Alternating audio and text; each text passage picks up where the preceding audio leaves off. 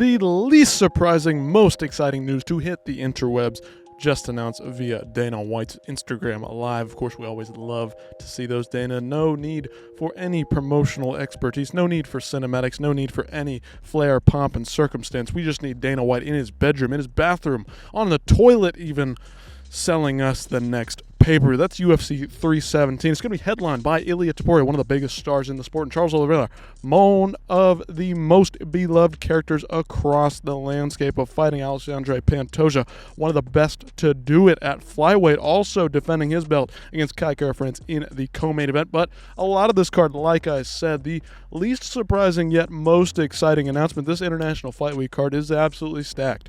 But let's just be honest here. We knew how many of these fights were signed. Were they official? No, maybe not exactly from the UFC, but they were signed. We knew about all these fights weeks and months ahead of time. If you're a hardcore fan, you're in the know. If you're a casual and you're just joining us now, perfect timing, because this one is going to be a fun one. You may not see a lot of high-ranking numbers, but I can tell you this one is going to deliver. Paulo Costa has not been active in quite some time. Roman Kopylov, dangerous strike on the feet. Beneil Dariush and Renato Moicano, they're going to get into it. They're going to scrap it out. They're going to get nasty on the ground with it. I'm excited for that one. Janata Deniz, Justin Tafa, two fat asses slugging it out. We don't need to see that, but it is what it is. It'll probably end via knockout. Brandon Royval and Manel Kape. Of course, this one is for the #1 contendership.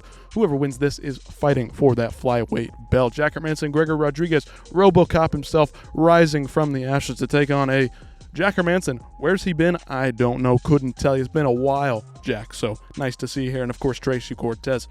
Always a very fine addition to the card.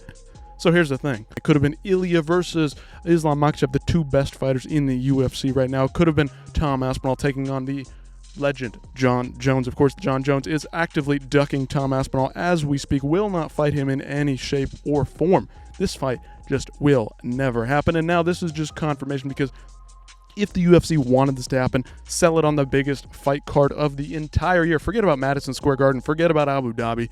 This International Fight Week is historically the place to be for the biggest fights in the entire year. Okay, and so John Jones not fighting Tom Aspinall here, not good news. Dana White claims that fight will be happening, but we all know it's not going to happen. I hope that I'm wrong, but truthfully speaking, that is not going to be the case. Let's look at a couple of the last few International Fight Week cards, and you let me know how this one stacks up. 303, obviously, Alex Pereira, Yuri Prochazka was made on short notice, just a few weeks. Dan Ige stepping in on less than 3 hours notice to take on Diego Lopez. Those fights were pretty fun to watch, no doubt. But Roman Dolidze, Anthony Smith, what the fuck is that? Macy Chasson, Mayer Bueno Silva, who the fuck are those characters? Okay, you understand what I'm saying? Like, I know who they are. If you know who they are, if you're a hardcore, you know who they are, but we do not need to see that one. That's not main card worthy. Of course, this was an entire card scrapped together late notice, and Ian Machado Gary had to wrestle his ass off against a 40-year-old MVP. Of course, how did that one play out? Not so great. Things had to come together on late notice. But UFC 290, one of the best nights in recent memory. One of my favorite cards of all time, just the way that this entire thing played out. Alexander Volkanovski put on an absolute clinic over Yair Rodriguez. Let me tell you, when I think of MMA, I think about the finish in that fight. Go back, rewatch that one. Alexandre Pantoja won the belt over Brandon Moreno in that one. An absolute barn burner, an absolute slugfest, an absolute war on the feet, on the ground. Wherever that thing took place, it was fun to watch, an absolute scrap. One of the best fights that I have seen in the last 5-6 years. Robert Whittaker, Drix Du Plessis ascending to what none of us truly believed him to be, but he did it. You know what? He destroyed Robert Whittaker on this card. Dan Hooker and Jalen Turner in an absolute war on the feet. These guys were slugging it out. Dan Hooker broke his arm. Jalen Turner, they went back and forth in that one. Bo Nickel, of course, we know how this one turned out. Val Wardburn, though, not UFC caliber. UFC 276 was headlined by Izzy and Jared Kennedy. An absolute stinker. Alexander Volkanovski again in this one against Max Holloway. Put on another clinic. Alex Pereira knocked out Sean Strickland in that one. I mean, these cards have been pretty solid as of late. What do you guys think about this one? I think it could have been even better. This could have been one of the best cards of all time, truthfully speaking. But Tom Aspinall, He needs this fight against John Jones, and right now it's not looking like we're going to get it because this could have been your opportunity. Put it on there, the biggest stage of the entire 2025 fiscal year.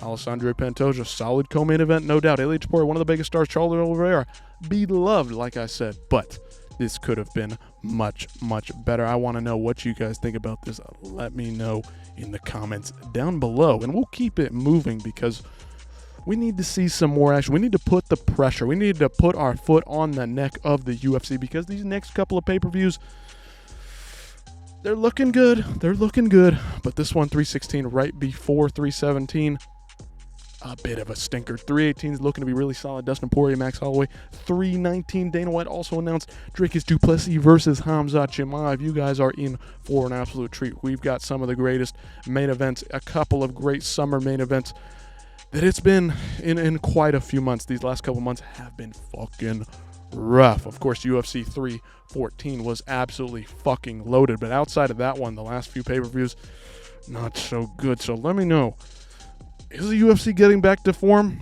I don't see very many women's fights on here. That's a good sign because as we just saw in the Valentina Shevchenko Manon Fiorot fight, they're technical, but they're not dangerous. We come to see danger. We're not just done stand and bang, slug it out on the feet, meatheads. We're MMA fans, all of us, MMA fans. If you're tuning in here, you know what you're looking for. You want fights, you want danger, you want sophistication, you want absolute technicians, you want absolute warriors getting in the cage, and this card is full of them.